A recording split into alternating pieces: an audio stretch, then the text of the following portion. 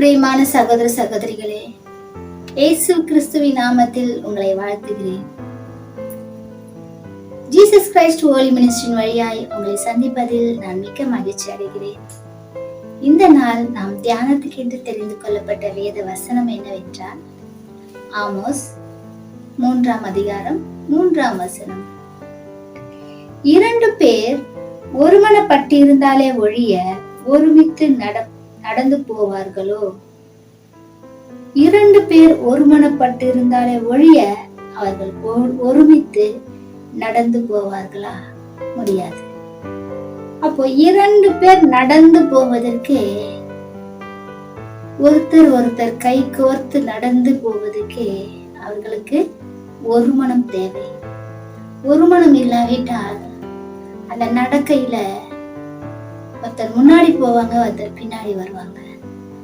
அவங்கள இழுத்துட்டு போக வேண்டியதா இருக்கும், சலிப்போட நடக்க வேண்டியதா இருக்கும், இழுத்துக்கிட்டு இப்படியா நடந்து போவாங்க. அப்ப 2 பேர் நடக்கணும் என்றால் அவர்களுக்கு ஒரு மனம் தேவை. ஒரு மனதோட அவங்க என்ன பண்ணாங்க, ஒரு மனம் இருந்தா அழகா இவங்க எடுத்து வைக்கிற அடியே அவங்களும் எடுத்து வைப்பாங்க. அப்போ அழகா 2 பேரும் சமானமா நடந்து போவார்கள். அந்த ஒரு மனம் 2 பேர் நடக்கணும் என்றால் அவர்களுக்கு ஒரு மனம். 2 பேர் ஒருமனப்பட்டிருந்தாலே ஒழிய ஒருமித்து நடந்து போவார்களா வசனம் சொல்லுகிறது. இப்படி வாழ்க்கை பயணத்தில் 2 பேர் கரம் கோர்த்து நடக்க வேண்டும் என்றால் அவர்களுக்கு ஒரு மனம் மிகவும் அவசியம். ஒரு மனம் நமக்கு மிகவும் அவசியமா இருக்கிறது. அன்புல ஐக்கியம் இருக்கணும். 2 பேர் ஒருமனப்பட்டாதான் அன்பிலையும் அவங்க ஐக்கியமா இருக்க முடியும்.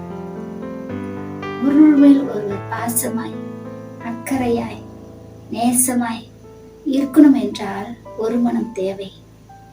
கர்த்தரோடு நம்ம ஒருமனப்பட்டு இருந்தால்தான் அவருடைய அன்பின் ஐக்கியத்துல நாம ஒன்றாய் இணைய முடியும்.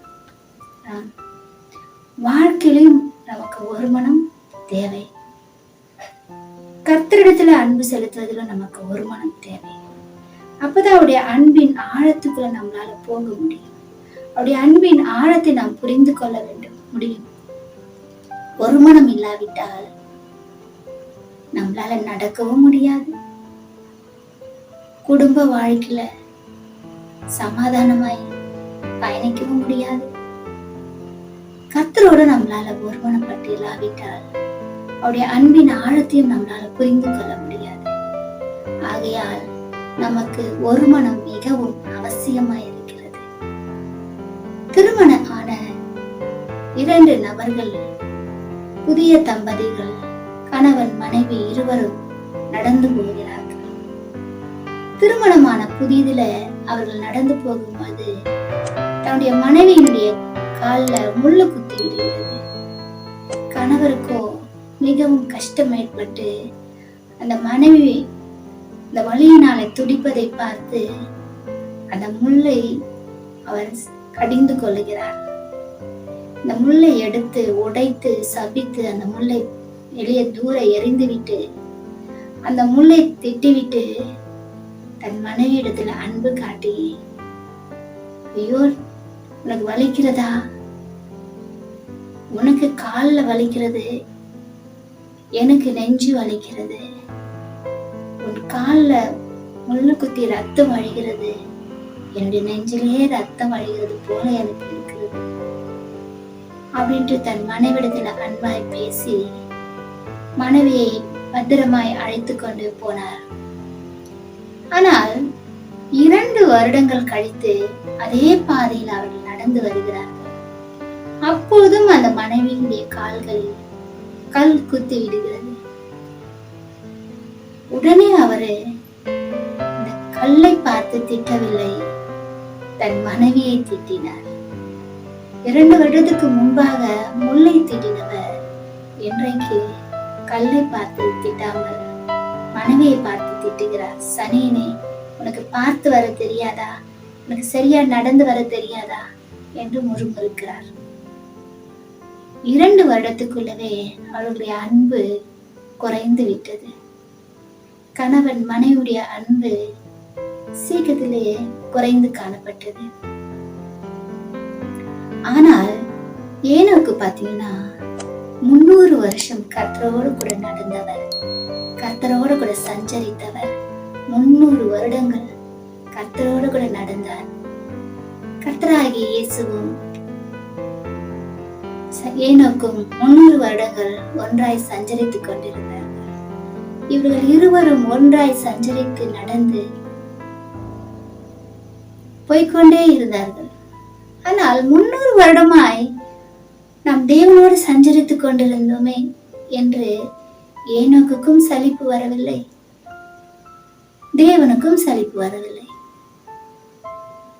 அவர்கள் கொஞ்சமும் சலிக்காமல் விருப்பப்பட்டு அன்பாய் 300 வருடம் சஞ்சரித்துக் கொண்டிருந்தார்களாம். வேதத்தில் நாம் பார்க்கிறோம். இன்றைக்கு இருக்கிற காலகட்டத்துல கொஞ்ச நாளுக்குள்ளவே கணவன் மனைவிகளுக்குள்ள பிரிவினை, கசப்புகள், கஷ்டங்கள், போராட்டங்கள், சலிப்பு தன்மை, எதற்கு நமக்கு அப்படின்ற ஒரு எண்ணங்கள் தோன்றி விடுகிறது.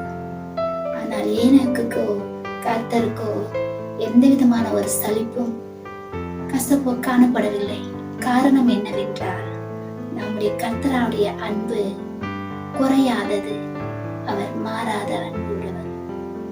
அவருடைய அன்பு குறையாது, என்றைக்கும் அவருடைய அன்பு மாறாத அன்பா இருக்கிறது.